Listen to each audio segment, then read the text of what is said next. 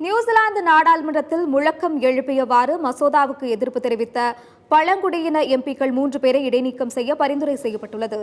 New Zealand நாடாளுமன்றத்தில் கடந்த ஆண்டு நவம்பர் மாதம் கொண்டுவரப்பட்ட மவோரி பழங்குடியின மக்களுக்கு எதிரான சட்டத்திருத்த மசோதாவின் நகலை கிழித்து இளம் Maori MP Hana Maipi Clarke பாரம்பரிய ஹக்கா முழக்கத்தை எழுப்பி தனது எதிர்ப்பை காட்டினார்.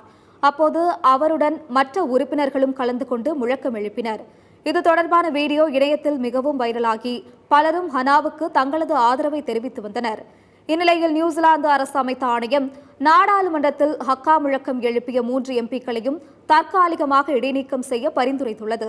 சபை உறுப்பினரை அச்சுறுத்தும் வகையில் செயல்பட்டதால் எம்பி ஹனாவுக்கு இந்த தண்டனை விதிக்கப்பட்டதாகவும் தனது செயல்களுக்கு வருத்தம் தெரிவித்து நாடாளுமன்றத்துக்கு கடிதம் எழுதியதால் தண்டனை குறைக்கப்படும் என்றும் தெரிவிக்கப்பட்டுள்ளது.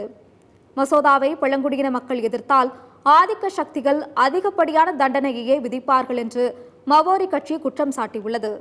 இதனிடையே இடைநீக்கம் பரிந்துரை குறித்து நாடாளுமன்றத்தில் வாக்கெடுப்பு நடத்தப்பட உள்ளது.